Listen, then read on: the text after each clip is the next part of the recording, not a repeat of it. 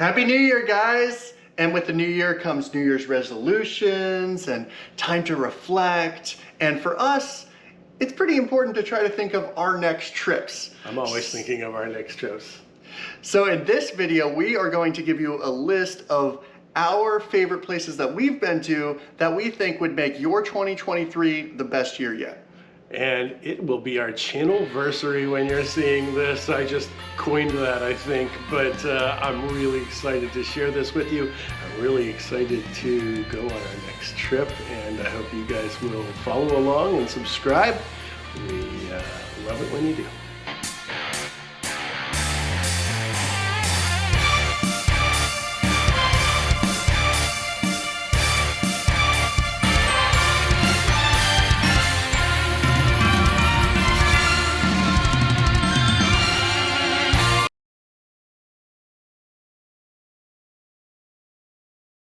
And on today's video, we are going to share with you places that we went in the last year, 19 different countries and a few states, and we're going to tell you why they should definitely be a place you're planning to go this year. First, we're going to talk about a couple of places that, as an American citizen, you don't need a passport to go to. But get your passport for God's sake. But the first place that we went was, I went with my beautiful wife Victoria to Maui. Beautiful, beautiful island. We went snorkeling, and you could snorkel with turtles even if I'm not there. And we went to hikes, and the hikes were wonderful. We took a hike at Haleakala, which kind of looks like you're out on Mars, and then we took some hikes through bamboo forests to waterfalls. Lots and lots of beautiful waterfalls and driving, and of course, romantic walks on the beach, idyllic beaches, warm water. Don't you wish you were there right now?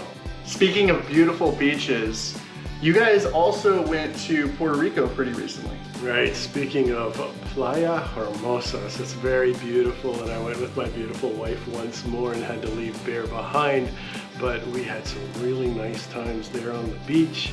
And then we had some great drinks. The Mojito Lab was a highlight.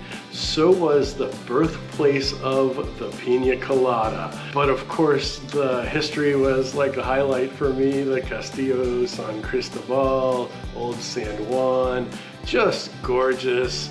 And then you have more food, and the food is great, especially the seafood. And the next place is the first country on the list, so it does require a passport, but I am talking a little short hop down to the Mexican Yucatan Maya site. Maya archaeologist, I loved it, but he loved it even more. I loved it even more because I got to bring my beautiful girlfriend Caitlin with me. We had such a great time. That place is so full of history, from the pyramids of Chichen Itza to the underrated site of Ekbalam to the coastal ruins of Tulum. And then of course, there's the beautiful beaches, and if you guys don't like the ocean as much, you can also cool off at the cenotes, which are really cool too. And as a foodie, have to tell you, the food was pretty incredible, especially those 69-cent Al Pastor tacos. And Dad went to another place that wasn't too far away, without me again. But it was beautiful. This time I went with my friend Leon. We could probably spend 3-4 days just walking around Casco Viejo. But as a history nut, I like to get even a little bit further, and Panama Viejo is this unreal place that Captain Morgan burnt to the ground, and then we went over to places that Francis Drake, who incidentally is our great uncle, burnt to the ground, and where he died in Portobello, which is a Portobello for sure.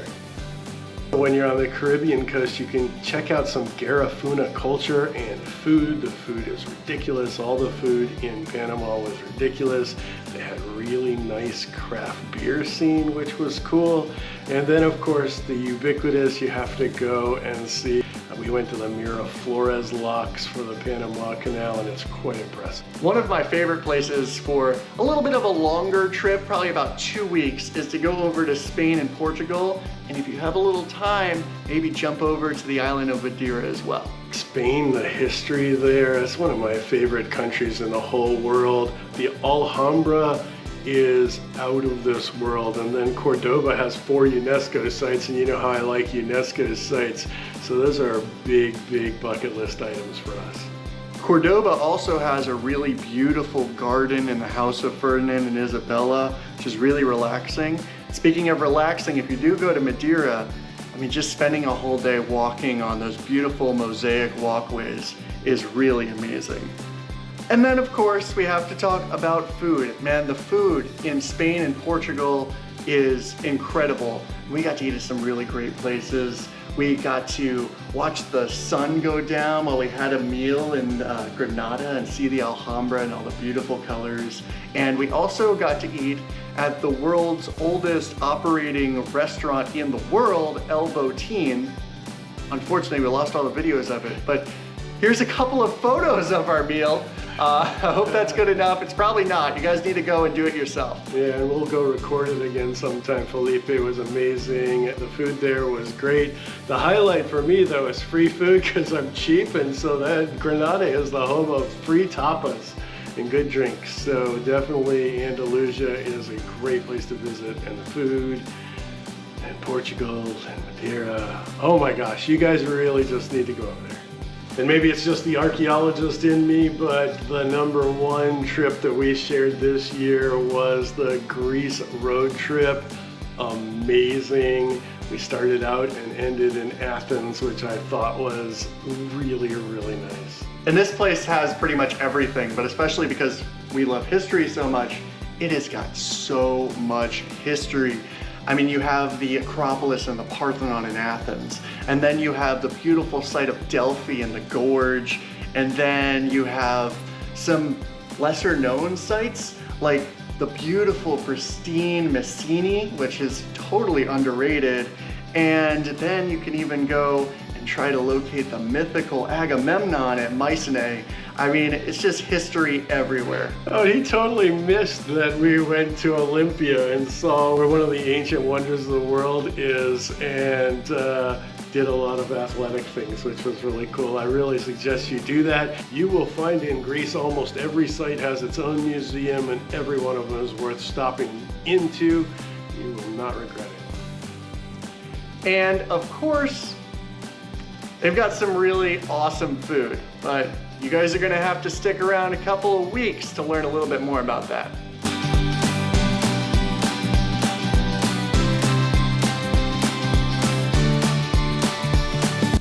One of the things we've heard a lot of is that you guys like when we go back and look at our old travels, and it's been a lot of fun for us too. I hope you guys will hit some of the links and go back and see some of these things. They were amazing. But here's a little bonus pop quiz for you. Okay, Brendan. Yes. On the fly, really fast. What was your favorite food we ate the whole year? That's so hard. I think the meal at Botín, unfortunately we don't have the video of it, but I'd tell you that was amazing, that suckling pig. With the history in the old oven, I thought about that first, and then I had to go with one that you didn't even go to. The ceviche in Cartagena, which we'll talk a little bit about next week, was out of this world, and it cost like $4 or something. Wow. So that's kind of wonderful. All right, question 2. Okay. What was your favorite archaeological site of the whole year? That's really hard. I think it's Messini though. Messini was just absolutely amazing, and I really didn't have high expectations for it. And that's probably why. And if we're not going into the stuff we haven't shared yet, then I'm gonna have to agree with Messini just because it was such a good surprise. And overall, of what we've talked about, what's the one place you'd go to tomorrow if I surprised you with tickets? I don't know, it's really close. It's a toss-up between Greece and like Spain, but I think I'd lean towards Spain, actually. Yeah, I think Spain because we have to go re-record everything. But I'd go back to Greece tomorrow, and the girls would go to Greece tomorrow, and so I'd like to take them there here soon. And speaking of fun, there's a lot more fun to come up. We were in another 12 countries this last year, and we're waiting to put those out as time comes by. But we're looking forward to sharing those with you next week. Some of them were quite epic. And we're going to another 15 countries this year that we're going to share with you then too. And I hope you all have a happy new year. I can guarantee you one way that you will definitely do that is like, subscribe, get your passport, get ready to get out there because the world is waiting for you and I'm not waiting for you. And no matter where you guys decide to go, if you go to any of these places, you're bound to have a really amazing time. And I hope that no matter what you do in 2023, you find yourself on the journey.